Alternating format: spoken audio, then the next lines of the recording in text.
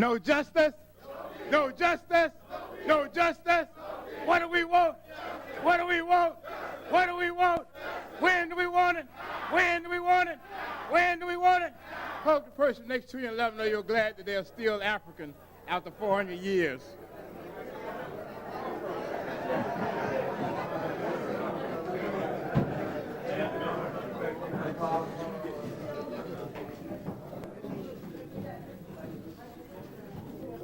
Harold, I was thinking the same thing you were thinking. I was wondering how does a snitch, you know, when something like this happens, you get some understanding how a snitch feels when they're wired for sound.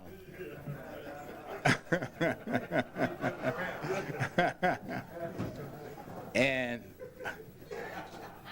unfortunately these days, there are a lot of us wearing wires. Unfortunately.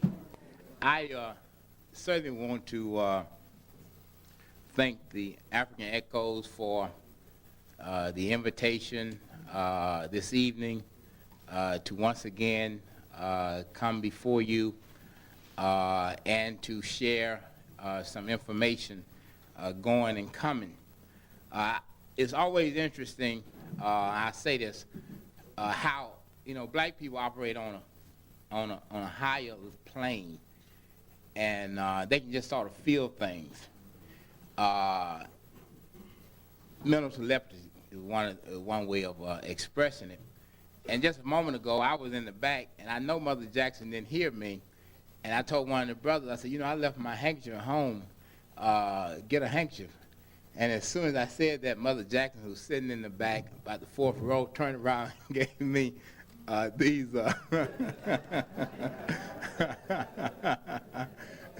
these paper handkerchiefs. So I'm really pleased at that.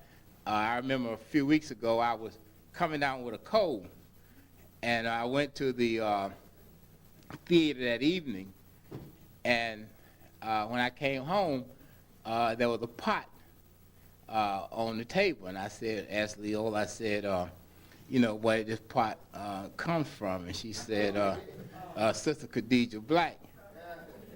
And I said, well, what is in it? And she said, some chicken soup. So I don't know how she knew that evening that I needed chicken soup, but she certainly made sure that I had it. So it just goes to show you that we have powers, real serious power that we are not using, that can really be to great advantage. And so in that way, when we operate on that level, see, wires don't mean anything. Because we don't have to say anything, it's just one mind to another. And so we have those powers, and we are in an age now where we certainly must utilize those powers. I was thinking about a lot of things, to think about. Sometimes you want to be current. And I raised the issue, especially in light of the 1997 mayoral primary, concerning the question of whether it is worth our effort as a people to vote during this current period of time. Now, that's really a hard question to raise, because I know that Fannie Lou Hamer is looking down on me today, and I know that Dr. King is looking down on me, and I know that Frederick Douglass and a number of other people who have struggled mightily for this right to vote, are looking down and possibly may be questioning what am I saying or what am I thinking to raise such an issue as to whether we should in fact be voting. In addition to that, just my own experience. During the 60s, I was heavily involved in voter registration and obtaining the right to vote in the South, and running black candidates in the South, and putting your life on the line in the South. So I come to you now with quite a bit of experience in struggling for the right to vote, and then in 1997 began to question whether black people should be participating in the electoral process at all, or under what circumstances should we be participating. And I say that because, since the Voting Rights Act of 1965, our condition has gotten worse in this country. Our communities are more devastated. Homelessness is on the rise. Hunger has become institutionalized in our way of life. More black men than ever are in prison. More black women than ever are in prison. The education system has thoroughly broken down in our communities, and so things have really gotten worse. On top of that, the only ones who have benefited in our community have been those Uncle Toms that have been with us since we've been over here. And what happened was, I used to say this somewhat jokingly, but I suppose it's becoming real. I used to always raise the question, if the vote meant anything, why did the white man give it to us? Knowing that he had never had a history of giving us anything with any value before. But I suppose when I was saying that, I was really saying it to get some laughter. But that has really turned out to be a real reality. And so as you look at the right to vote, the only people who are really encouraging us to vote are Uncle Toms. All of the traitors of the community today are encouraging us to vote because they have a vested interest in our voting. All right? And so the reason why our condition has gotten worse today because we're a lot more divided today than we ever have been. And part of the division is because while we've always wanted to tell white folks what we were doing, or some of us have always wanted to tell white folks what we were doing, snitching and telling on each other and the whole 9 yards, what happened after 1965 was that snitching became a fundable item. Snitching became a fundable item. As we have elected more Negroes to political office, we have increased the number of snitches in our community. Because that is in essence what their job is to be plantation overseers and to make sure that we remain in check. And so as we get more Negroes in office, our condition get even worse. All right? We got more Negroes in the city council in New York today than we had 10 years ago, and our condition is 10 times worse today. All right? Than it was 10 years ago. We got Negroes in various other positions. Our condition has gotten worse. I always say that every time that the president appoints a Negro to the cabinet, I get more nervous. They appointed Patricia Harris as head of housing, and we became homeless. They appointed Dr. Sullivan head of Health and Human Services, and we got AIDS. All right? And for a moment there, they had EPSI in agriculture. I was afraid we were getting ready to go hungry on a large scale. Until somehow or another they pulled him out of office. Now we got Herman in there as Secretary of Labor, and we are now struggling for our jobs. So as we put these Negroes in specific areas of government, we find that the conditions in those areas get worse and worse. And so the real question comes down to, and I suppose the Rothschilds stated this some 200 or so years ago, when they said that we don't care who make the laws. We don't care who make the law. We don't care who it is. As long as we control the money. We don't care who control the law, make the laws. As long as we control the money. All right, and now that is very deep. That's like me saying, I don't care who becomes the head of this hospital as long as I'm in control of the blood bank. All right? I don't care what hospital administrator, I don't care what doctor, I don't care what surgeon. As long as they let me stay in charge of the blood bank, I'm in charge of the hospital. Because sooner or later, somebody got to come through the blood bank in order to survive. And so we have to begin to look at voting from that particular premise. One of the reasons why I know that in America we will never be free, and some of you may be surprised, therefore the inference is if you'll never be free that you're still in bondage. I know that comes as a shock to some, but that is in fact our reality. One of the reasons why we will never be in America under the present legal format is the law itself. You see, it used to be a time we had the slave codes, then we had the black codes, now we have the internal revenue codes, we have the penal codes, and we have the municipal codes. So we still have the black codes and the slave codes under new names. All right? But they're doing the same kind of damage to us today as the original slave codes and black codes did before they were presumably wiped off the books. Now, the problem is that when anybody who went to law school, and honest with you, and most lawyers are not, know that the law was designed from the beginning to maintain the status quo. That's what lawyers are about. Whenever you go to a lawyer, the lawyer is not going to change your condition. Even Thurgood Marshall did not change your condition. All right? They were all part of a legal fraternity to service the rich and to maintain the status quo. Now, a lot of people got mad with Clarence Thomas, Clarence Thomas, as some like to refer to him. A lot of people got upset with him when, during the course of his Senate confirmation hearings, he was asked about his judicial philosophy.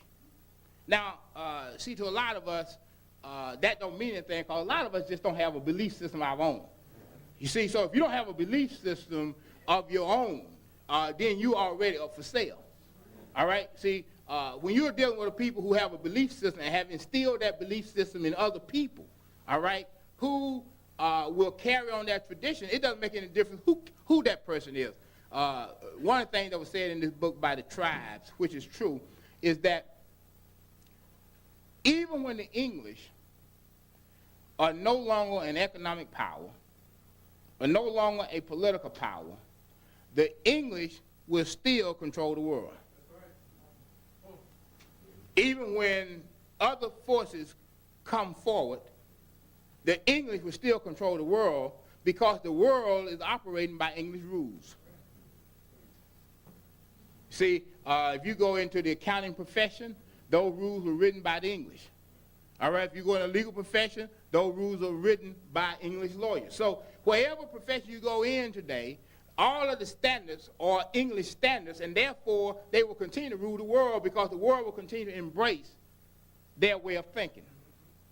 And so when Clarence Thomas was before the U.S. Senate, and they asked him about his judicial philosophy, he said that I believe in a judicial philosophy of original intent. All right? I believe in philosophy of original intent. Now, a lot of people in our community obviously understand what he was saying. But every lawyer understood what he was saying because every lawyer has been taught to think the same way. All right? Every lawyer has been taught to think the same way. So they understood what he was saying, whether they wanted to concede that to you or not. Clarence Thomas, unfortunately, was one of those lawyers who was willing to use the tools of the oppressor to continue the oppression of his people. Because the law schools teach you very clearly that when you have a rule that has been enacted, it has to be according to the original intent of those rules.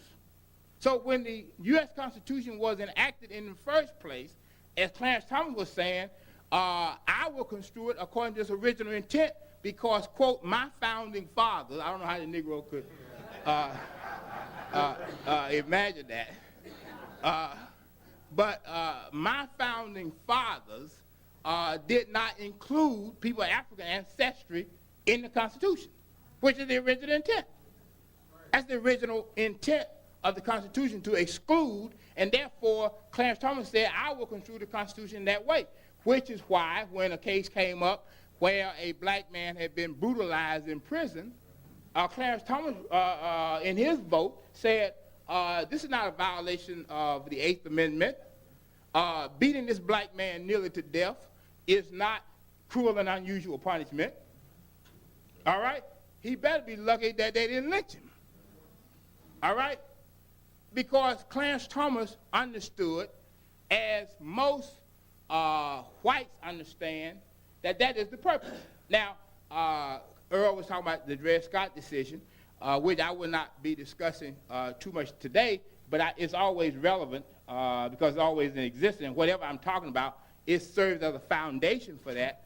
But Judge Roger Taney, one of the first Catholic jurists on the Supreme Court bench, and therefore I suppose to show that he did not have an allegiance to the Pope, but to America, decided that he would be harsher than anyone else, which is the same thing that Clarence Thomas is trying to do. That's what happens a lot of times when you put somebody who's been oppressed in a decision-making position.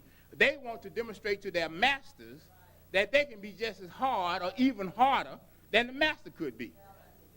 All right? And so, therefore, when you find the Clarence Thomases, the Taneys, these are people who have been part of a group that has been oppressed and rejected, and when given the opportunity to show their masters that they can be all right, they go overboard in attempting to demonstrate that. However, a few years ago, all of the leading law professors in this country were asked to name the 10 leading Supreme Court jurists of all times.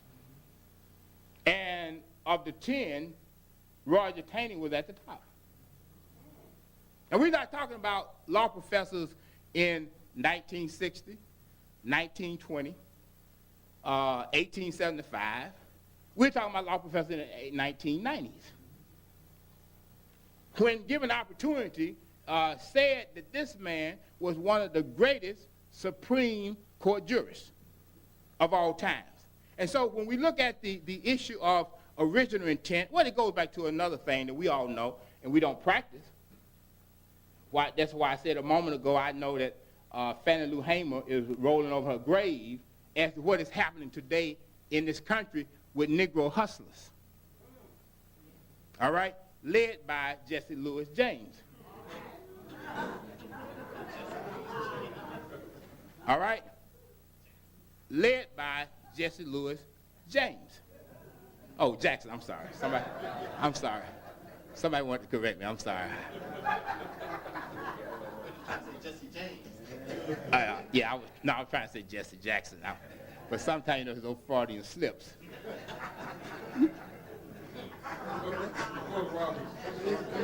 Right. So I want to make that correctly. But when you began to look at Jesse, there are two things that are very interesting, and then I'm going to go and give some historical background and pick this up later, which I think is important. Two things very interesting to me, I don't believe in coincidences. The first American ship that sailed directly from America to Africa to pick up enslaved Africans was named the Rainbow.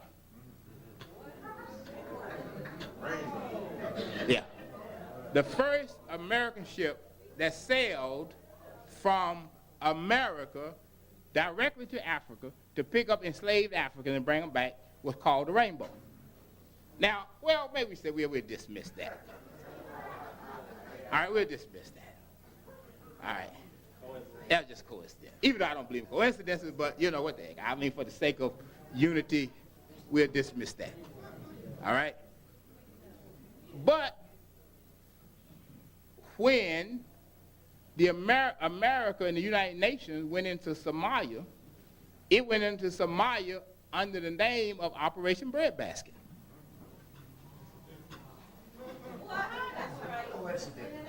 All right?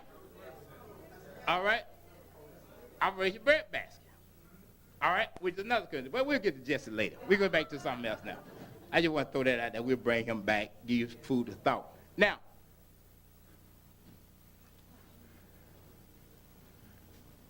when this country, from the first time that the English colonists came over to this country, there was a requirement of voting. And in order to vote, starting in 1619, when the first election took place under the English in Jamestown, Virginia, the requirement was that you had to own property. You see, land was the basis of your participation in voting. All right? If you did not own land, you could not participate. And this became important for all of the elections. Now, we know that our children are taught that George Washington is the father of the country. And he was the first president, but before that, he was the first commander-in-chief in the Army. Now, the question might be asked, well, why was George Washington made the general of the Army? Why was he in charge of the military? Well, some people might say, well, he was in charge of the military because he was a member of the Colonial Assembly, namely the Virginia House of Burgess. Some other people might say, well, he was the general, he was appointed general because he did participate in the military or the militia under the colonist rule. Then there are others who might say, well, you know, he was a Mason, and that was the reason why he was chosen to head the military. But the reason why George Washington was chosen to head the military was because he was the largest landowner in this country. Nobody else owned more land in this country at the time that he was appointed than George Washington. So therefore, he should be head of the Army. Am I right? If you own all the land, you ought to be in charge. All right? So he was appointed the commander-in-chief because he owned more land than anybody else. Now, what is interesting is that George Washington was known as the greatest land swindler in the world at that time. All right? He was a land fraud, a land cheat, and a land swindler. Now, it's interesting now that we allow these teachers to tell our children that George Washington never told a lie. When back then, they were trying to figure out when did he ever tell the truth.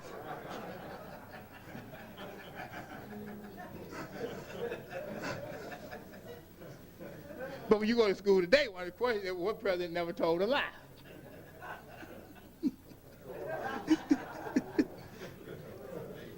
He told lies all the time. All right? But he was the first commander-in-chief, and then also the first president because he did own more land than anybody else. See, so that was arranged. He would be the first president because, you know, at that time, everybody couldn't vote. You know, you voted through your legislature because they had just simply an electoral college. So the electors met, and he got all 69 votes of those who cast their votes. That was the total number of votes that were needed in order to elect George Washington as the first president of the United States, 69. So this whole idea of land as the basis, which really then raises some serious questions about why we are participating in voting in the first place, since we own neither money nor land. And how we could be naive to believe that we're getting ready to politically empower ourselves, all right, when we have no wealth at all. I think over here in New Jersey, you have the freeholder system. We have freeholders here, right? And freeholder type government. And freeholders means people who own land. That's what a freeholder means. A person who owns land, all right? So it's very interesting for us in New York, for example, to elect somebody like Dave Dinks who owns no land at all. I mean, how do you think somebody who owns no land all right, can become mayor of the city of New York and change the social policy of the city. When wealth is the basis, all right, for that. Now, just a couple other things which are very interesting. Over the last few days, especially in the 1997 mayoral primary, people said, well, gee, I didn't know that the police was involved in the vote count. People said that. They said, I didn't know that, and then I went to the statues and pointed out the area and sent it over to Imhotep, and I believe he may have mentioned it on the air, that the election law does require that all county have to go through the police. All right? And so a lot of people are very shocked about that.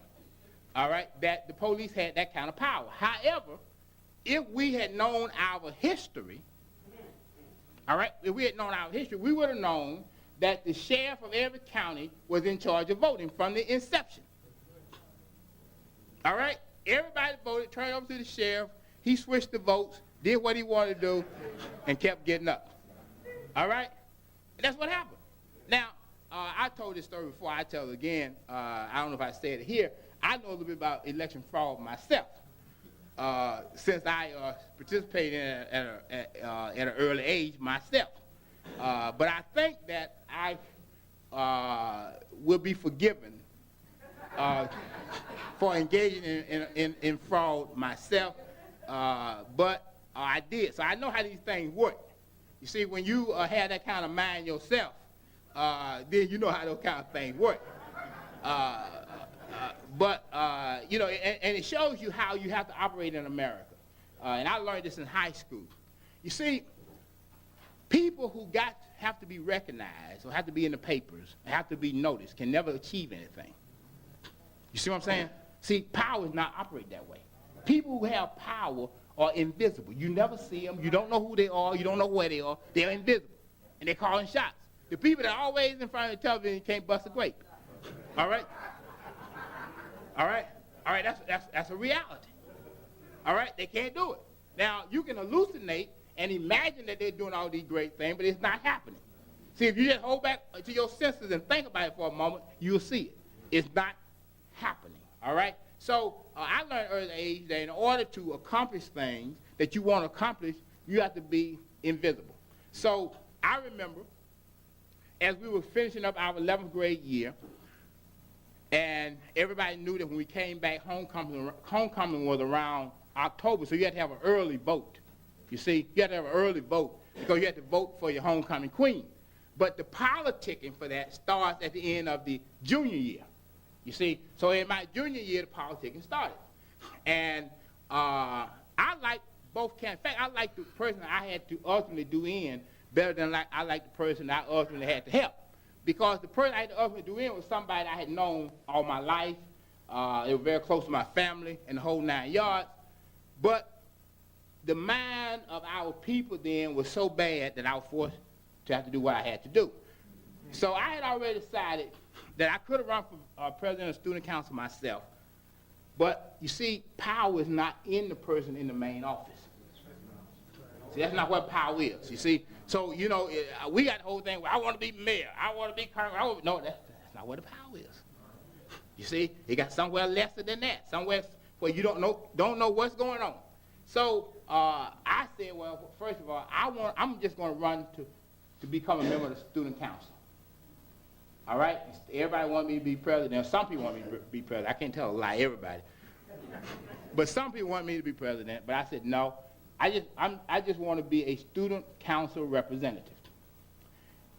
And the reason why I want to be a student council representative is because I have to do something, and I'm going to horse trade with the person that we're going to elect as the president of president of student council, and let him know that if he becomes president of student council and I get elected to student council, I want to be in charge of the election committee. All right? That's all I want. I want to be in charge of the election committee. All right? That doesn't sound like much. All right? And they didn't think it was much. Okay? So, I positioned myself. This is a true story. And we came back to school. Now, the reason why I wanted to be head of the election committee was something that was said at the end of the school year that bothered me. And that was that a sister that was much darker than I am, who was very intelligent, very bright, and many people in the student body wanted her as the homecoming queen. When the teachers found out about this, they went nuts. They said, there's no way that somebody that black is going to represent our school and embarrass us in front of white people downtown. All right, because you got to remember, see, in my hometown, you know, on homecoming, they had the big parade and all of that. And you had to march through downtown, so all the white folks would come out because, you know, we had great bands and all of that. We know how, you know. So they enjoyed seeing our school better than they enjoyed seeing their own, all right? You know, and I'm sure a lot of places were just like that as well. So they enjoyed seeing us. So the teachers had said, this other sister, who I knew and I loved, I had gone to school with her early in life. My mother and her mother were very good friends, and under other circumstances, I would have supported her. All right, but because of what they said, that bothered me. See, even from an early age, I've been conscious in that way. I heard Jill Nelson on radio, and I know some people have some problem with Jill, but she did do a fairly decent article. In fact, the only article I ever let anybody write was one that appeared in the Washington Post, a profile of me some years ago. And it was a fairly decent article. Regardless of what Jill does or says or whatever, she did write a decent article. And the Washington Post sent her to my hometown to talk to people, and they told her that what you are seeing now is what we saw then. All right, so anybody that, you know, go to my hometown will tell you that I was always involved. I was always challenging the power structure. It just didn't start in law school, college, or whatever. That was just me, even in high school. I can give you a whole lot of stories, you know, of our confrontation with white people and the power structure even then. But that bothered me because, you know, I have never either elevated or deflated anybody in my race because of their appearance. All right? I have never done that. All right? And I couldn't see that happening either way. All right? It bothered me. And so all summer, that was my plan. What was I going to do? So I got the student body count, how many people normally come to school every day, and the whole bit. And I stuffed the ballot box. All right? I had my predetermined count. Now, this sister may have ultimately won anyway. I don't know, but I was going to take the chance. All right? I was going to take the chance. So I got the box. I stuffed it. I went in the bathroom. There was a secret place for me to hide it. Then I went around all the classes, collected all of the ballots, went to the bathroom, switched boxes, got that box, took it up to the principal's office. Everybody was in there, and they counted. And the result, as I had predicted, even though quietly. All right? All right? That was what was going to happen. And it did. And, you know, we lived happily ever after. I was happy as a lark after that. All right? Because, you know, hey, you know, I mean, these teachers were people I didn't like anyway. All right? Because they also had said that there's no way in the world that Alton Maddox is going to make anything out of himself. And if he goes to Howard, he's going to be back after the semester because they'll be done kicked him out. So they all predicted I would never be anything in life. All right, so I was already, you know, upset anyway because that's what they said. I was going to never be anything in life. And the reason why they said I was never going to be anything in life because they thought I didn't like white people. All right? If you don't like white people, you can't be anything in life.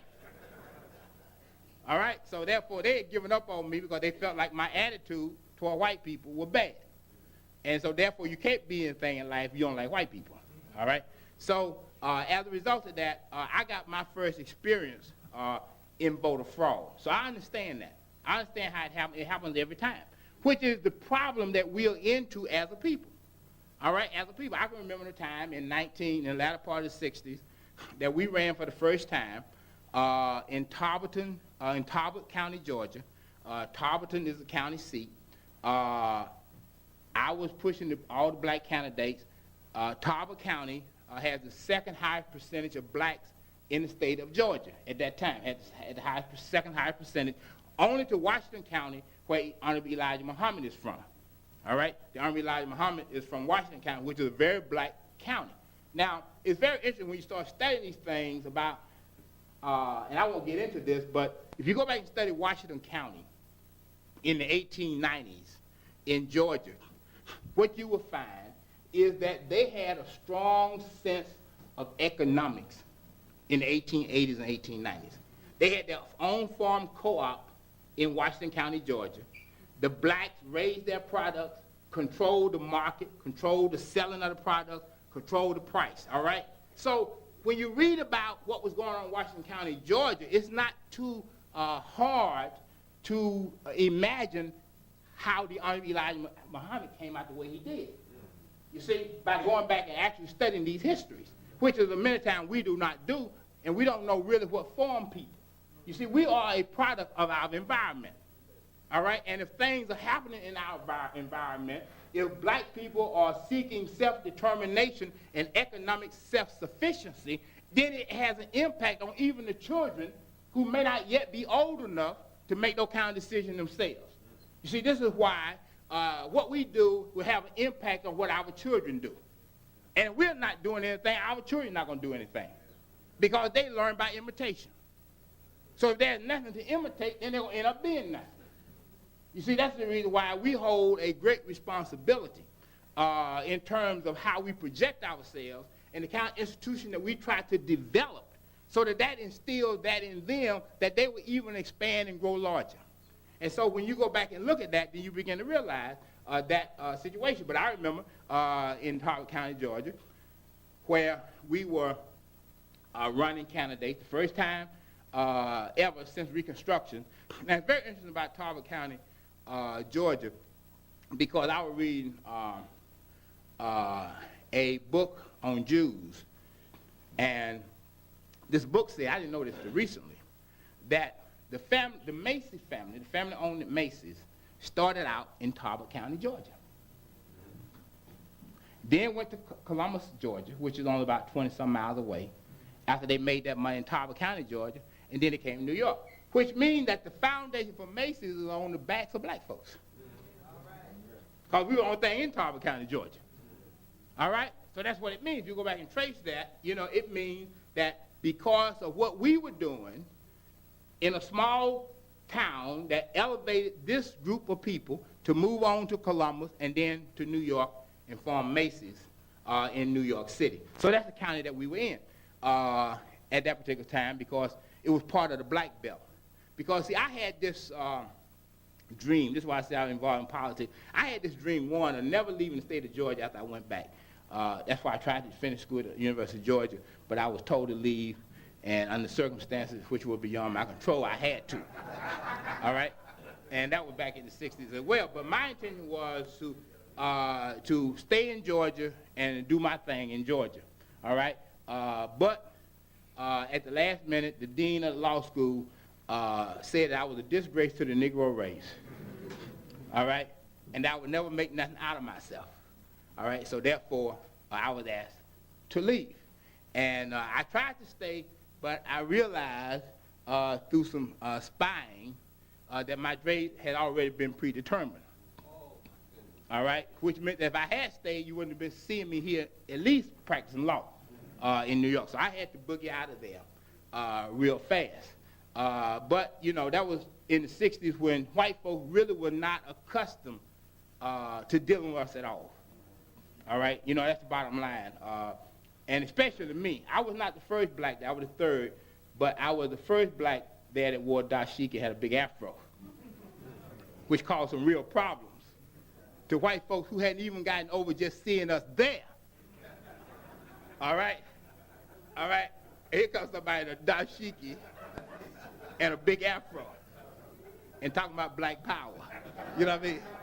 So that was a real shock. You know what I mean? That was a real shock. But that was I won't go into that. That's another story, you know, that we could talk about for quite some time. But I will say, only to say that in Talbot County, right before the vote count, the blacks in town who had stood very strongly that day And the black community came out in groves to vote. You see, and this is why I understand about the sacrifice our people made. Because you had white women up there on the courthouse square watching for their cooks and their maids to come out. And as they came out of the voting booth, they said, Mary, if these niggas win tonight, you better not come to work on Monday. All right? So they were ready to fire everybody in town. All right, at least they threatened to fire everybody in town. Because I don't think they could, but that was their threat. They would fire everybody in town. Well, we were pretty strong up to then. And we had a right to be poll watchers. I had a right to be a poll watcher for some of the candidates, and we'd already planned I was going to go in there and watch the voting and the whole bit.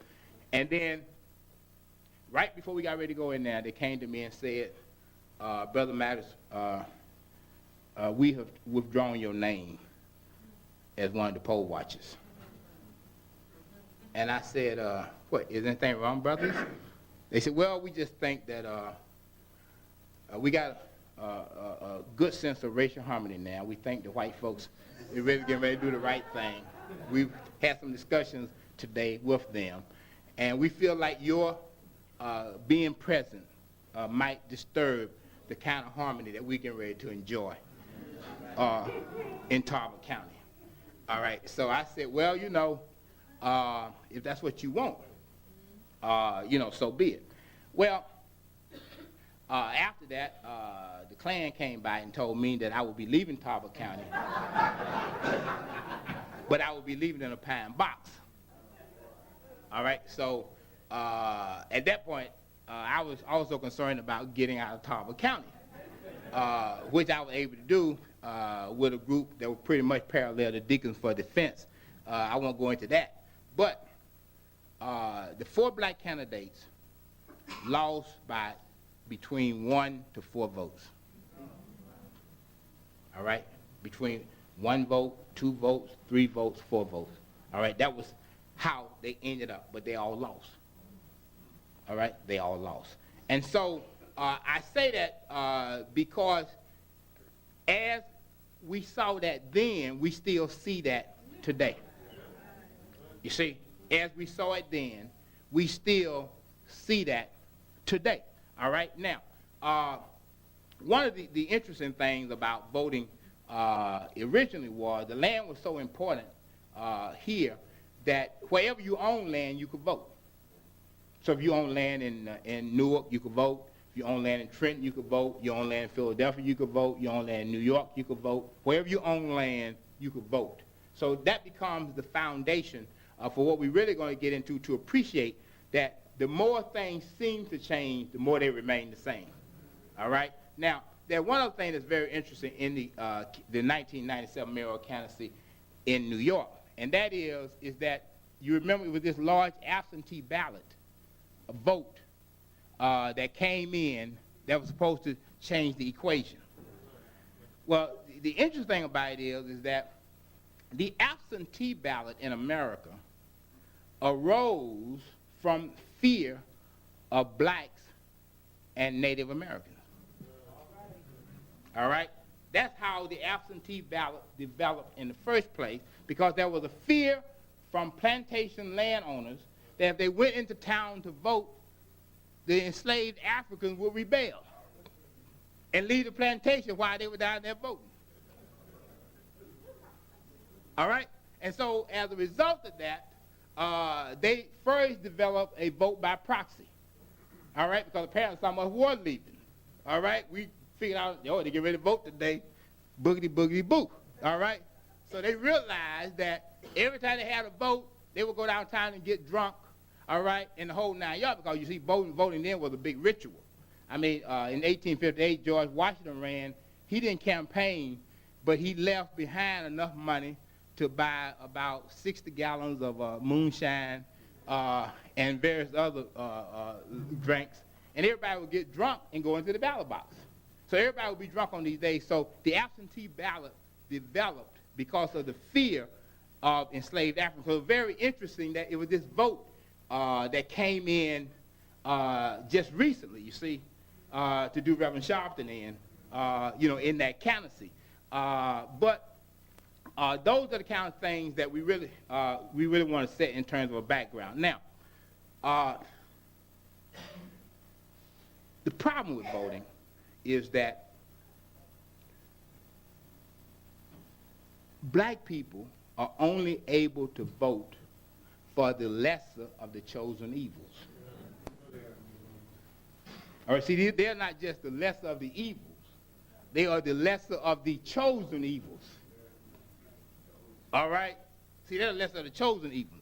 And see, what happened is that the political party primaries are really auditions, all right, to see who can out-whore the other person. Out-whore. All right, W-H-O-R-E. All right? All right? That's what the primaries are for. All right? And whoever can do that better than the other, whoever can show their, if they're men, they're wearing pink underwear, then that's fine. If they got a garter belt under there, all right, that helps. All right? But whoever can out-whore the next person gets on the ballot. And you think about it. And you never get a chance to vote for your choice. All right? You never get a chance to vote for your choice. Every time you go to the ballot, there's always a suspect on the ballot. All right? Somebody you don't trust is on the ballot. Because in this country, this country will not allow you to get your candidate on the ballot in the first place. And if your candidate gets on the ballot, they're going to manipulate the election machine so that they lose anyway. All right? Now, this is no secret because right after Reconstruction in the South, blacks could not participate in the primaries. And they would call them the white primaries. All right? Because the primary is the most important aspect of voting. I remember when we ran the Freedom Party in 1994. And while the Freedom Party was in state court, I went up to federal court. And when I got up there, the Libertarian Party was trying to get on the ballot. Now, the Libertarian Party did not produce the requisite minimum 15,000 votes to even be considered. But they were trying to find a way to put them on the ballot. Now, the Freedom Party had produced 18,000 signatures, so we were over the minimum, and we at least should have been considered, but we was in the wrong venue, in the wrong jurisdiction, unfortunately. But I remember as I was up in federal court listening to the white folks, because what happened was they didn't have their case in the courtroom. They had their case in the judge's chambers. All right? With the idea that if some black person came, didn't see somebody in the courtroom, they wouldn't have the audacity to go bust up the judge's chambers, which is exactly what I did. All right? I went and sat in on the Libertarian Party. Now, what I found out, this was most revealing. In New York, there's a multitude of political parties. All right? And these are all official parties. You see, New York has the best laws in the country for third parties. All right, better than anybody else. So you have a multitude of political parties in New York, in addition to Democrats and Republicans. You have the conservative, the liberal, the right to life, now the Freedom Party, the Independence Party, down the line. All these parties are officially recognized parties. Well, what I came to find out is that in the whole history of the electoral process in New York, the only two times that a political party has never been given the right to put its choice on the ballot was when G2E attempted to run on the Unity Party, and Joseph Mack ran on the United African Party, I believe. All right? Am I right? All right? All right. Those were the only two times in the history of New York. So in other words, whether whites got the number of signatures or not, they were always allowed on by consensus. But the only two times in the history of the whole state when blacks have not been able to put their candidate on the ballot, it was when two blacks sought the opportunity to do it, and then with us it became the third time because we were trying to put Colin Moore on the ballot. All right? So what that shows you is that America, while it will allow us to vote in the general election, it will not allow us to participate in the primaries, and therefore we are still involved in white primaries today. All right, that's what that basically demonstrates. Now, a lot of people in New York are a little bit concerned with Ed Towns, a little bit concerned with Floyd Flake for endorsing Giuliani. And people are talking about they're going to take some action against them. Well, let me first of all say that everybody in New York is on the same team. All right? Everybody's on the same team. All right? There's nobody who's getting ready to get anybody else, because they're all in agreement with each other. There's a major conspiracy going on in New York. All right, let's understand that. There's a major conspiracy going on in New York. Now, when Dave Dinkins ran for mayor, despite the fact that this man never done anything for black folks, if I would ask you, of the three mayors, Dinkins, Lindsay, and Koch, which one of the three never went to the South in the 60s to march against Jim Crow? It would be Dinkins. Koch went down and marched. All right? Lindsay went down and marched. All right? But Dave didn't. All right? Dave Dinkins did not. All right? Now, when Dave got ready to run and about the time of the election, I said something that a lot of people got mad with me and still are mad. And that is that electing Dave is electing Koch in blackface. I said that, everybody went nuts. Man, what's wrong with this Negro? Well, they couldn't call me a Tom. All right? All right? But they could say I was crazy. All right? But they couldn't call me a Tom. But I said, no, this is Koch in blackface. Now, this is how politics works. We have to be very much aware of this, especially since we are unorganized people. See, the real tragedy of us is we're trying to involve ourselves in an organized activity, and we are unorganized. All right? That's like trying to beat organized crime. All right? When you're unorganized. See, we don't work closely together.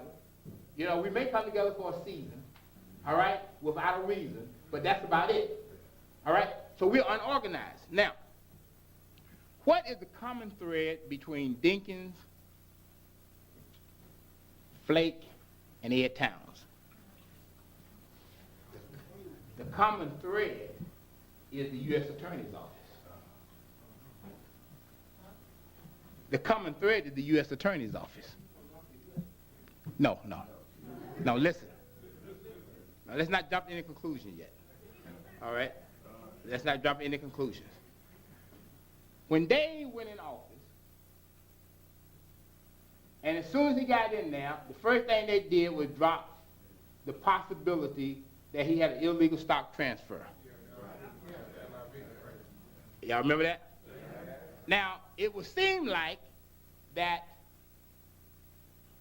the U.S. Attorney's Office, if anybody had jurisdiction over that matter, would have been the U.S. Attorney in the Southern District, which is Manhattan.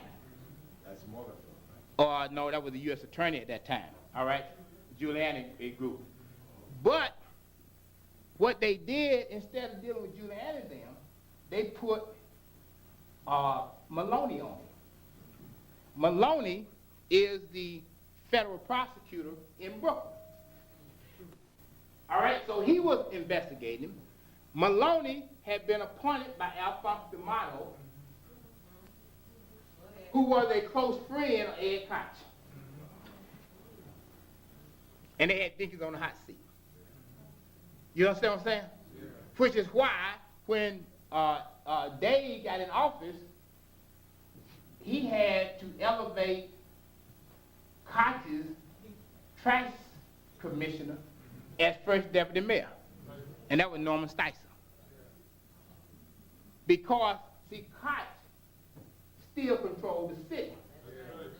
See, what we weren't looking at for. We were somewhere jumping up, hollering, run, Dave, run. All right? And we weren't looking into the machinations of politics. You understand? Machiavellian is the rule. All right? He's the father of Western political science. See, so we're not talking about politics, we're talking about politics. See, if you understand politics, you have no business in politics. Because it is not politics, it's politics. Everything that you see is a trick.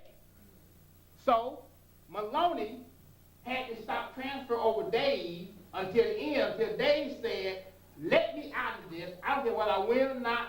Y'all write up the final vote results any way y'all want. Let me out of here. All right? He said, I don't want no recount. I don't want nothing. I done sweated for 4 years. I want out of here. You understand what I'm saying? Because they had to squeeze on Dave and his son. All right? So Alphonse D'Amato was able to control with Koch what was going on in the city. They wasn't paying no attention to y'all. All right? When Koch wrote an article in the paper and told Dave that he better get out to the Korean boycott in Flatbush, y'all remember that? All right? As soon as he read the paper, he said, give me my chauffeur and get me out to Flatbush. Am I lying? All right? He went straight out there. All right? As soon as Koch wrote the article, said, get your butt out there, he was in a car flying out to Flatbush. And then came back and passed a law making it illegal to boycott against Koreans. All right? All right? That's what he did. Okay? He passed a law when he came back saying it's illegal. Then he passed another law saying it was illegal for the Haitians to operate the vans. And not only can you not operate the van, but he gave the police the power to confiscate the vans. Midnight on the last day of his life. All right? That's Dave Dinkins. Then he also went to Albany and borrowed $4 billion to hire 5,000 thugs to patrol the streets in the black community.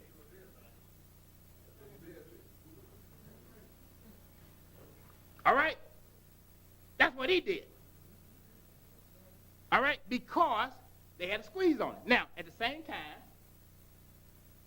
Flake was under indictment. All right.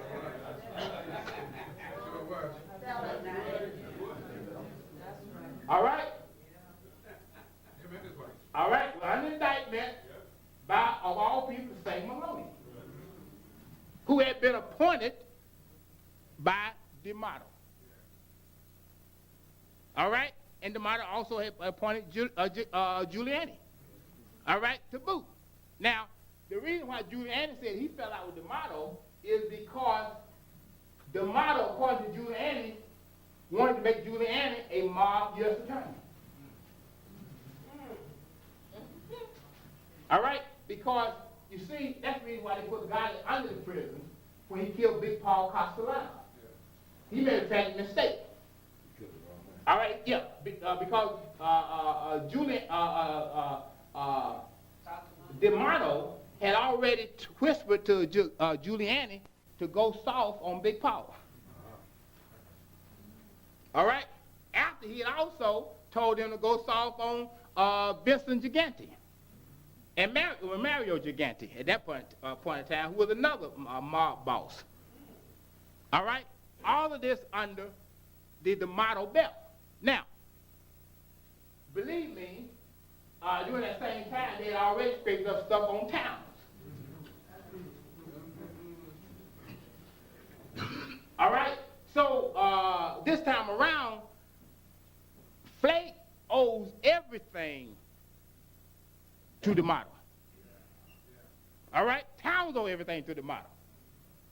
All right? For not doing push-ups behind bars themselves. All right? You see, this is what we're talking about, how the game of politics is operating. You see, there is a permanent government that operates. Yes. All right? And whatever you do, and I say this all the time, people say, well, man, it's hard to run for office. I say, I know too much to run for office. You understand?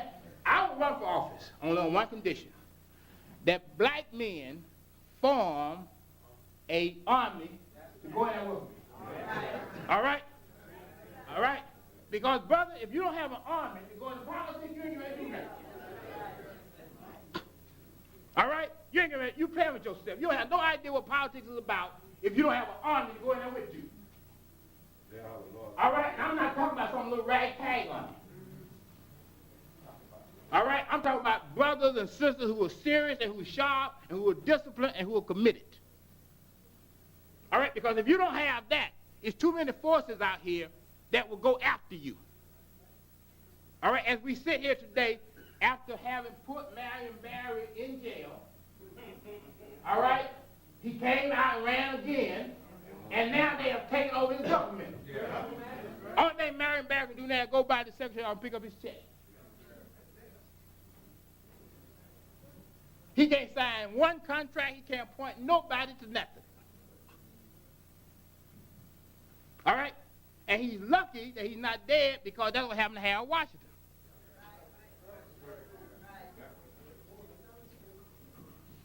All right? Now, what does this all mean? I'll tell you what it all means so we can get beyond this. I said this some time ago, and I'm convinced after 1997 that this is true.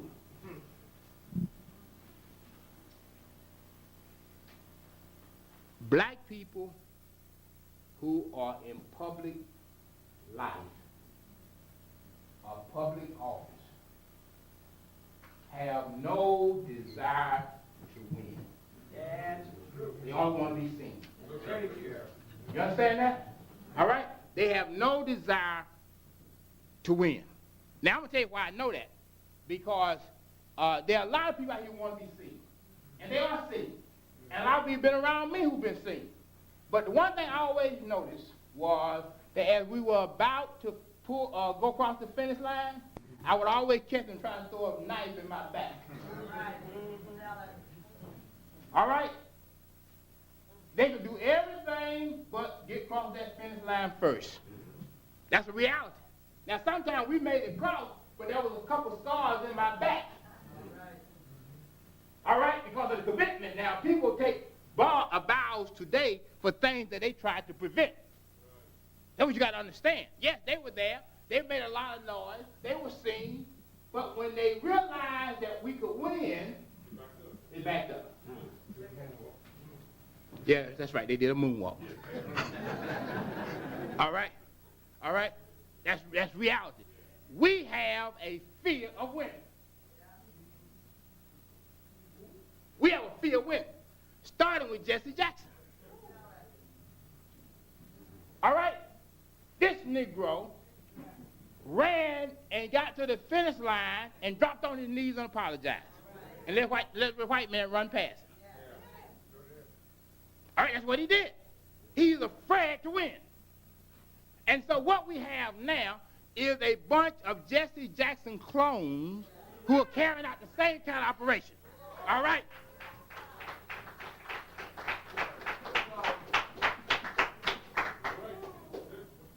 All right? They are showing up, they are hustling, they are making all the moves, but then they fall and take a dive.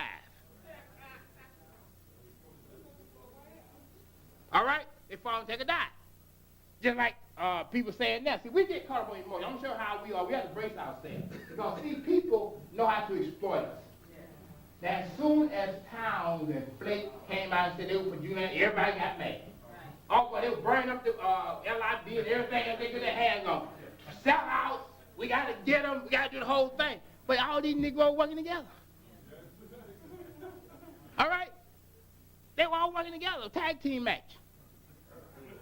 All right? Now, they said, well, we're going to get Flake and we're going to get Towns. Well, let me tell you what's going to happen. So y'all know it now. They're going to mess up. No. They're going to act like, with Flake, first of all, Flake said he's resigned. So you can't get him if he's true to his word. Yeah. Am I right? So you can't get Flake. Because Flake has already said, I'm resigning. So you can't get him. The interesting thing, though, is that Flake, by not having a child of his own to send to the throne. Because see, now in the Negro community, it ain't about the community anymore, it's about the family. Right. You understand? See, every time somebody runs, when they get too old or they get 10 years in, then they got a son, that they bring up. Hal Ford did in Tennessee. Jesse Jackson, he got his son in. Patterson got his son in. All right, Town got his son in. All right, so that's the new hustle all over the country. All right, building these little fiefdoms throughout the ghetto. All right, that's the new hustle that's going on in the community. Now, it's interesting. What they don't tell you about Flake is that Flake has said, I want meat to replace me. That's what he said, right? Well, the Negroes who said they're going to get Flake also want meat to replace them.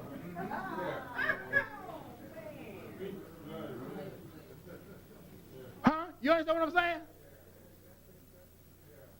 All right? But we don't, so we doing a trick back. Now, let's get the towns. Now, I know some of y'all know that little running battle between me and somebody else, but it ain't nothing personal as far as I'm concerned, but, so be it. I just do what I have to do. I have to say what I have to say, and I do that, and I make no apology. Whether people like me or not, I don't care. All right? I want everybody to understand that. I don't care whether people like me or not. All right? I mean, I really don't. I'm one of those persons who really feel very comfortable. Nobody calls me, nobody bothers me, nobody want to be with me. That's all fine. All right? I don't care. All right? But last year, I warned the community that we were getting ready to lose drive time dialogue. All right? That's what I said. And I wrote over 300-some preachers and told them that they were going to lose their spots. All right? I did that. All right? After I had gone to Washington and did my research. All right? See, we're not talking about somebody just hollering off a hot air. All right? Sometimes people may not like what I have to say, but I would debate anybody. All right? All right? If anybody don't like what I said, I come back next Sunday and debate them. All right? You give them the tape, I'll be back here and meet them face up. Anybody you think I'm talking about, you invite me, I guarantee they won't show up. All right? That's one thing I can guarantee you. They won't show up. All right? They will not show up. Now, when I went to Washington and poured a file, what I noticed is that the mob has moved into RL. Yeah, the mob is moving to RL. Yeah, the mob. The guys that own the stations up in Connecticut and Sag Harbor, the two stations that they bought, and they also bought a station out here in Plainfield. They bought 3 stations, 2 stations up there in Sag Harbor, New York, and in Waterbury, Connecticut, were owned by men who had looted the S&Ls. Oh, yeah. All right?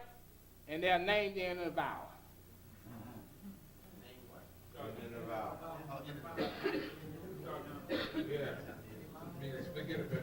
All right. Now, what I knew then is, and I don't know a whole lot about music. I know a little bit. I'm trying to learn some. Sister Mason out there knows quite a bit. I listen to everybody out here.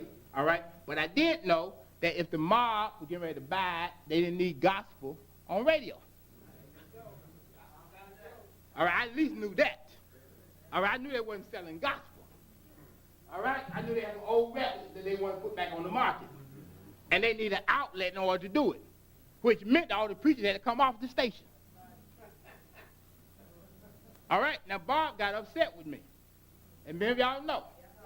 All right? A year ago, he got upset, told me I couldn't come on the radio no more, the whole 9 yards. And I said, if you are a true activist, you tell people the truth. All right?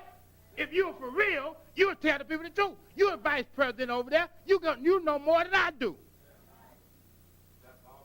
Bob Law, L-A-W. All right, he used to rise at the midnight hour. All right? So I said, that's what you would do. You would tell the people. All right, I have an obligation to tell the people. All right, myself. I mean, whether people want to listen to me or not, no, I'm not a leader. I'm not this and that. But if I know something, I got to warn the people. All right? Now, maybe the people may do me like they did Noah. Laugh me down the street. All right? But I still got to give them the message. All right? And that's what I did. A year later, it's gone.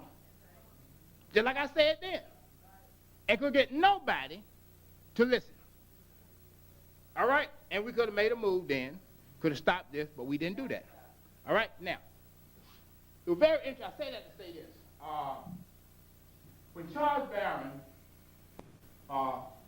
announced he was going to run against Priscilla Wooten, for whatever reason, because I don't have no relationship with Priscilla Wooten. I mean, you sure, like everybody else, she knows me. I'm sure like everybody else, she knows I have a relationship with Reverend Sharpton. I'm sure that she knows I used to ran his 92 campaign, all of that, all right, and the whole bit. And some people have that associations when it may not be as close as they think, all right, but they still have that, all right. So she called me and said, I want you to give a message to Al. And I said, well, you know, Councilman Wooten, I don't think I'm going to see Reverend Sharpton. And, you know, I wouldn't want to be the bearer of any messages. And I probably won't be seeing him. She said, well, I want you to tell him that anyway. You know, Priscilla Wooten, one of them loudmouth, foul people. I want you to tell him anyway. You tell that nigga that I'm going to whoop Charles Barron's, and she didn't say this, blink, blink, blink, his behind, all right, aspirin, all right, all over Brooklyn. And this is what Priscilla Wooten said. She said, and you tell them that I'm not Ed Towns, and I'm not going to allow them to shake me down.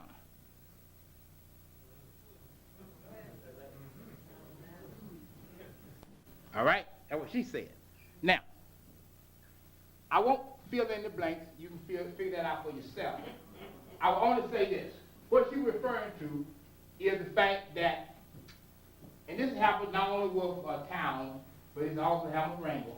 When they feel like they're going to have a hot race, or they feel like somebody heavy is breathing down their throat, they create a candidate to run against them. All right. All right? And pay the candidate to run against them so that nobody else will run. All right? Because you would then say, well, man, why are you running? You know the brothers trying to unseat Towns. Why would you be running? So everybody else get back. And then the candidate that they inflated take a dive at the Board of Elections when it's too late for anybody else to run.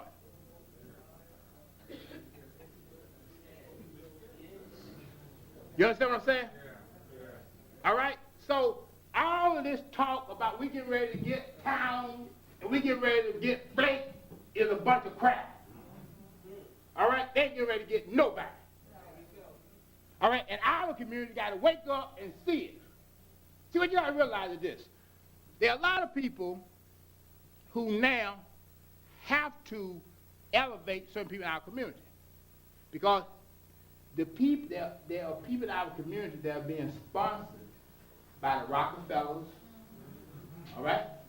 And they have all these things at their disposal. They got Howard Rubenstein at their disposal, all right? So he can get them on any TV program, any radio program, and the whole 9 yards. See, this is a whole business, all right, to keep us confused, all right, in terms of our communities.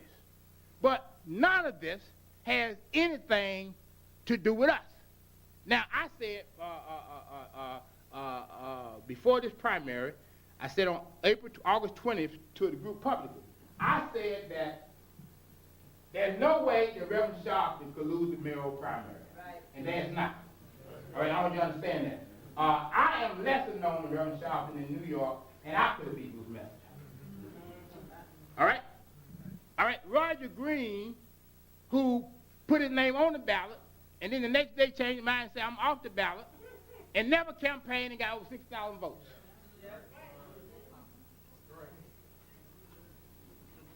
All right? Now, what that tells you is the strength of the black vote in New York. That's what it tells you, the strength of the black vote in New York. And nobody at this point can outdo the black community in New York. because the Jews and the Catholics have left town. And the foreigners can't vote. That's what they ain't telling y'all. See, they got y'all believing, well, you know, it's 8 million people here, y'all only 25% of the population. But you ain't 25% of those who can vote. You are much more than all those who can vote. See, the issue is not whether you're 25% of 8 million. The issue is how many of that 8 million can vote. All right? And when you got the Koreans and the Asians, all these groups who have no interest in voting. And no interest in voting. Most of them don't even waste time voting. Or waste time using money for voting. Because they don't want to be involved with the white man other than get hold of his money. All right? You ain't never heard an Asian walking down the street talking about we should overcome. And their oppression in this country has been just as brutal as ours. All right? And it would be more so if they went out of their neighborhoods. The only reason why they ain't vamped on in Bensonhurst and Howard because they don't go out there. They get in their little neighborhood, they never leave. Period. All right, except to come over there and get out and, you know, everybody do that. That's what you call free trade. All right? Yeah, everybody does that. All right? Is to get involved. So when we talk about politics, there's no way that anybody can lose a Democratic primary, which is why Ruth Messenger never attacked it sharply, because she understands that if she antagonizes the black vote, she's through. Even though she needs the black vote. And she's not doing a great job trying to embrace us because she's too racist for that. You understand that? She's too racist for that. So she's not doing a good job of luring us into her fold. But she understands the power of the black vote. Okay? She understands that. Now, there was a couple of observations I made on August 20th. I said on August 20th that the Giuliani administration or regime saw the Louis case as a godsend. All right? Giuliani was as happy as a little boy in the boys' town. Or a faggot in boys' town.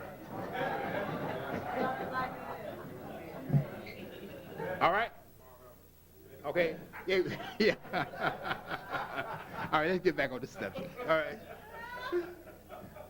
All right?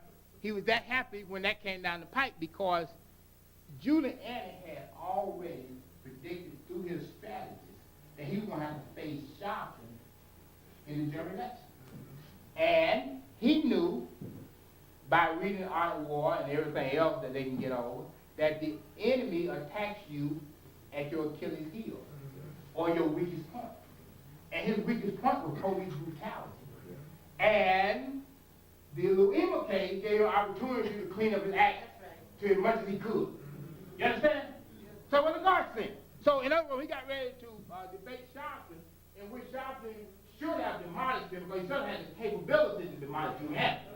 You see, it would have been all over because, my strategy, which obviously had not been followed, but I had earlier tried to strategize for the mayoral candidacy. And the idea was, I knew we would get past the primary. And I knew that in the debate, that Giuliani was going to jump up at some point and use the N-word. All right? I knew that. All right? He could not restrain himself. I had done a psychological profile of Giuliani. I know him. All right? He cannot restrain himself. All right? At some point in that debate, he would have jumped up and called the N-word. And that would be the end of the whole thing. All right? It would have been all over. It would have been too late for them to get anybody else in there to replace him. It would have been all over.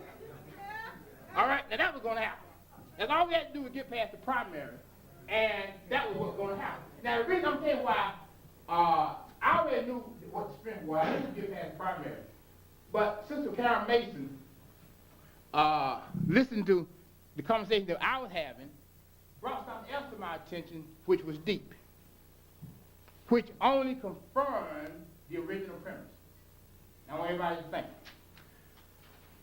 Right after the primary, Julian came out with an ad, which was really a shocking ad, because it had Priscilla Wooten and this guy Charlie Hughes of this union, all right, endorsing Julian.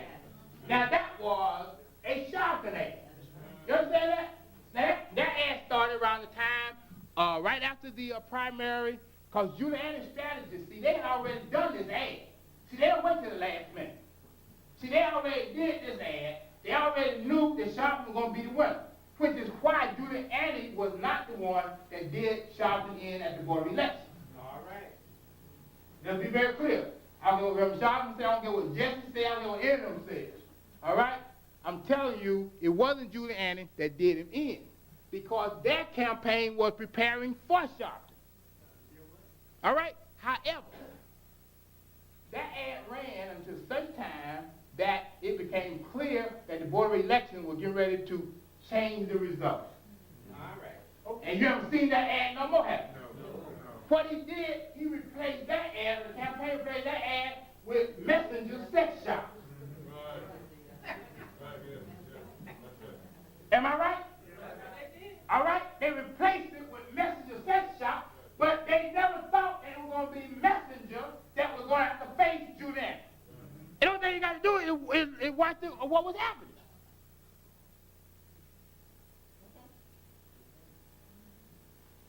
All right, that's what was happening.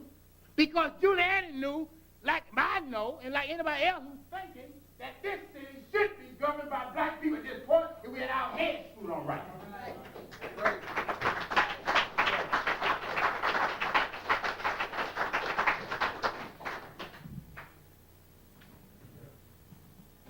And so after then, you see, things that I said, look, don't go into federal court and don't go into state court. Y'all heard me say that?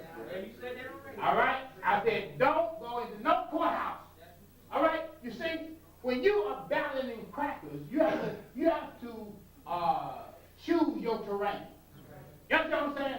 See, if you read our war, it said that right there. You got to choose your terrain. You got to choose a terrain that is favorable to you. All right? We're talking about being a general now. All right? See, what the problem in our community, we don't have no generals in our community. All right? We don't have people who can see the big picture, know how to think, know how to strategize, know where to hit the enemy, and know when to back up. We just got a bunch of Negroes who go some nursery rhymes and run those on us. All right? And that's what's going on in our community. So I said, don't go into no court. Don't go into federal court, don't go into state court. Go in the court of public opinion. You have to go in the court of law, go in the court of public opinion. If all of these people had to at least act like they were sympathetic to you, then why go into a court where the law is going to prevail? Go into their minds. Go into their hearts. All right? If they had told you that this whole system is wrong, why would you go in the law where it's stacked up against you? All right? You got to know when to go into court and when not to.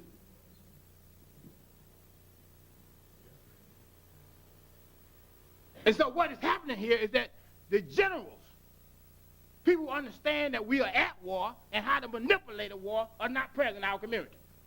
We don't have any generals. We don't have no 5-star generals, 4-star, 3, 2, or 1.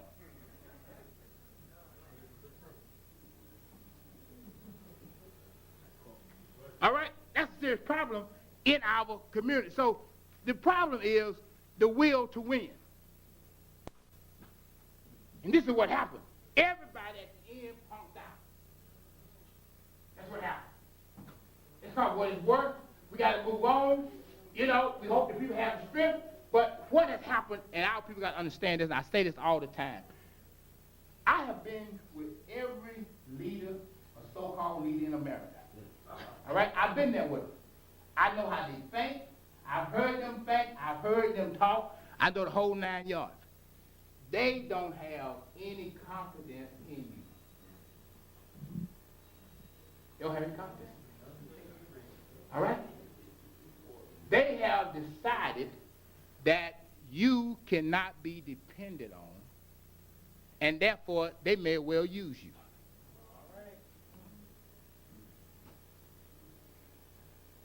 All right? That's what they decided, that they may well use you. See, they decided that what they can do is to run for these offices that you really want some black person in, because they know how you get emotionally charged. All right? So when you got a Giuliani or you got a Rizzo or any of these racists, do we know that you want somebody to run against them? Their thing is to run, raise as much money as they can, and you know y'all don't give money check, y'all give it under the table, which makes it easier. You understand? So they ain't got to report that at all, because y'all don't write checks. You know, y'all drop up there and about $1,000 in the basket, and they run home and dig a hole and bury that money. All right? When you don't write no check, Doc, they put that money in the hole. Only thing you got to do is follow them home and watch them put that shovel out and go to work. All right? That's what they do. And it is a profitable business. You understand what I'm saying? It is a profitable business. You can make millions of dollars in one shot. Look at Jesse Jackson. All right? Now, let me check this out. Jesse Jackson's son, Jesse Jr., was a professional student. Professional student.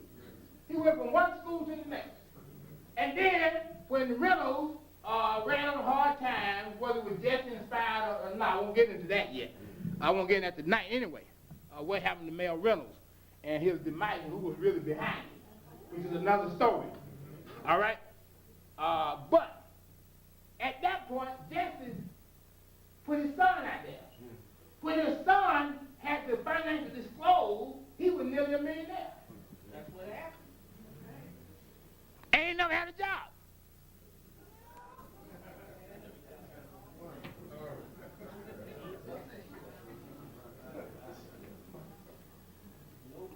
All right? Let's say you go check out their statements. All right? He was nearly a millionaire, and the only thing he ever been in was law school, theology school, and every other school they would let him in.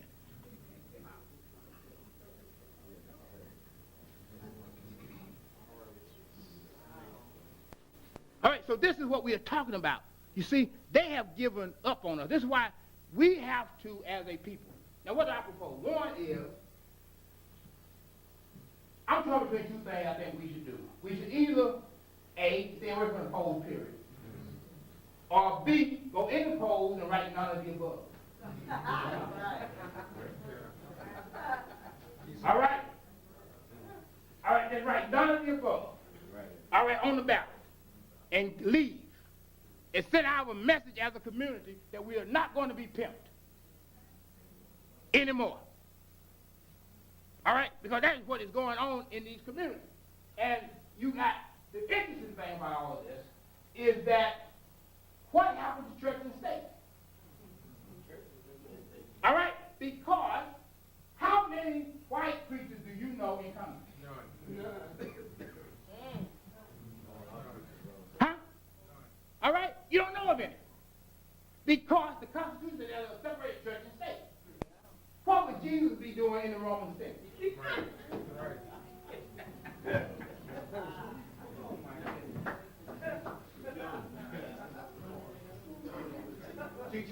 All right? What would he be doing in the Roman Senate? You know, I know everybody will say, well, you know, advocating power. Well, you ain't advocating power, John. All right, that's first of all, you ain't advocating power. Because all of these suspects are preachers. Even Ed Towns is a preacher. A lot of people didn't know that. All right? Carl McCall, all of these, Andy Young, all of these front row, all of these crooks are preachers. Yeah, Carl McCall is a preacher. All right? That's what's happening in our community. All right? That's what happened in our community. So you got this whole circle of Negroes don't even supposed to be in politics in the first place. Because they're already in violation of the Constitution. All right? Most of them are. All right? And the young on down. All right? See, so this is what is happening. We got these preacher pimps, all right, who are operating like everybody else on behalf of white folks. All right, now, I'm going to just show, I don't call no name now, I'll tell you so no. Most of these Negroes who are associated with these white politicians are there not to give them advice, for ain't no white man on listen, no Negro says. All right, so you need to ingratiate yourself by thinking that you got some deep secret. All right, that somebody wants to share with you. All right, because that is not happening. These Negroes, most of them preachers, are there to get sisters out of their congregation turned over to white politicians. There you go. There you go. Come on, tell it. Tell it. I'm not telling you what I think, I'm telling you what I know. All right, I'll sit down. I tell everybody to sit down now. All right? All right? All right? All right? This is what is happening. This is what is happening. All right, in our community. I'm not going to name no names tonight. All right, because I may be invited back. I don't want to give everybody out the second time. All right? All right? I make that the second discussion. We'll talk about political whores the next time. All right? And political pimps and political prostitutes. All right? The next time out. All right? All right, but this is what is happening. And it happened in New York City. You got preachers in New York City who move themselves up by getting women in their congregation and supplying them to white politicians.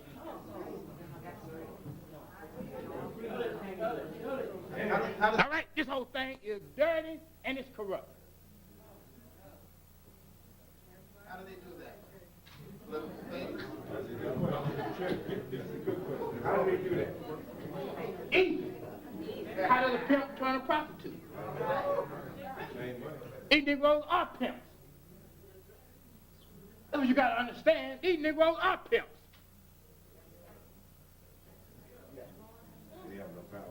All the pimps that you see on the corner is now in the pulpit somewhere. That's why you don't see them in the corner no more. All right, they didn't go out of business. All right? They didn't go out of business.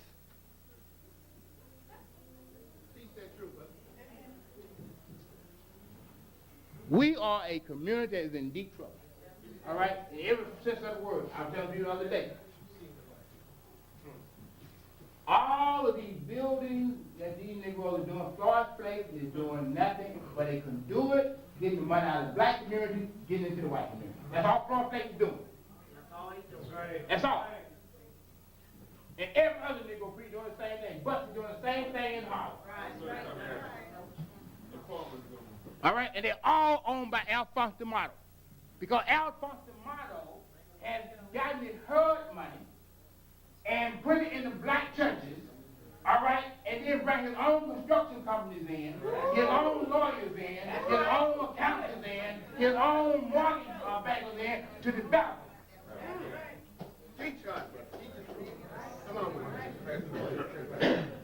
All they're doing is passing blood through the community.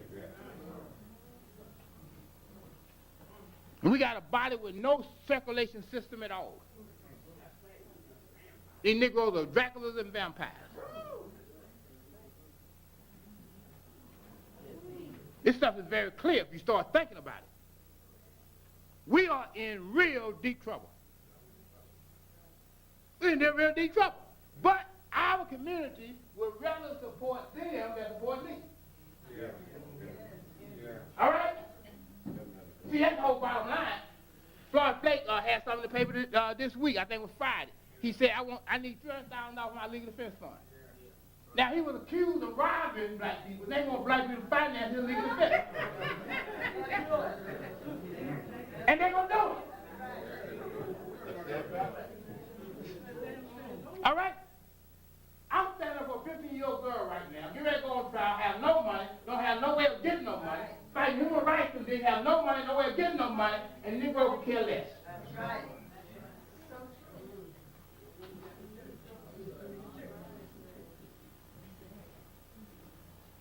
Because we are fascinated with pimps and prostitutes.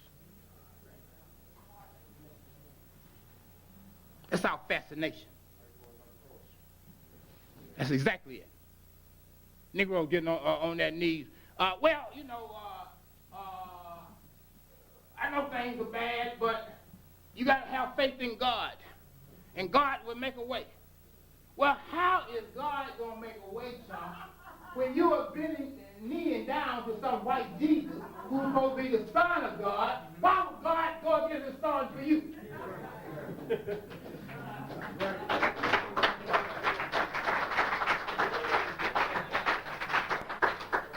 That's right. The Negro ain't even no logic. Oh, God is getting ready to make a way. And you believe God is white. Why is he going to get rid of his own people for you? And you sitting up there in Abyssinia with a white Jesus.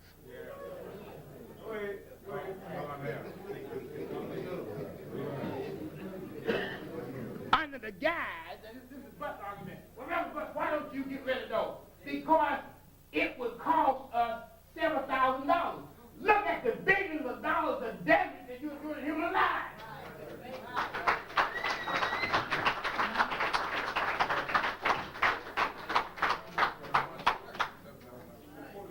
Somebody will cost you several $1,000s. What kind of damage every Sunday with children coming in Abyssinia to see a white demon up there on the wall?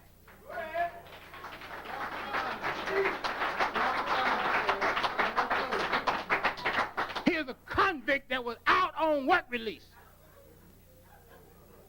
And you got him up on the wall.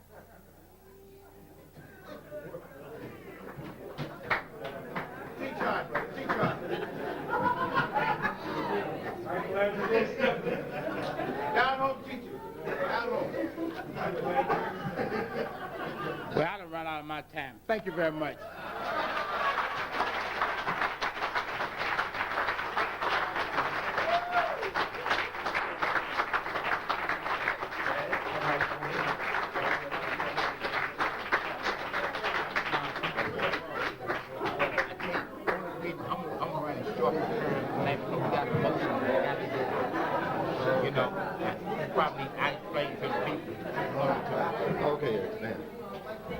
Brothers and sisters, we can't complain.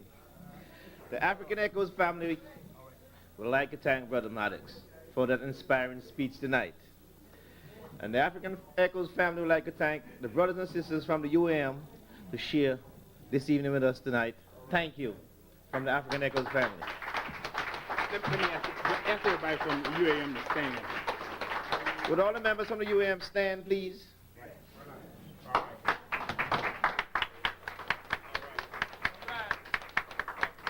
Thank you, thank you, thank you. Thanks. Appreciate that very much. Did I have anything about this, all right? Let me explain to it. Yeah, okay, let me just get some. Okay, we have some announcements within the Jersey area.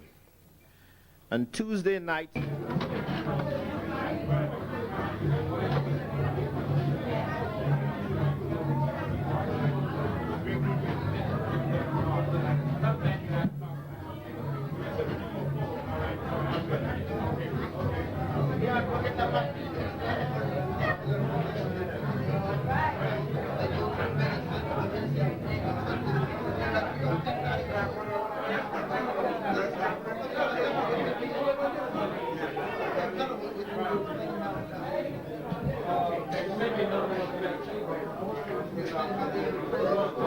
My brother.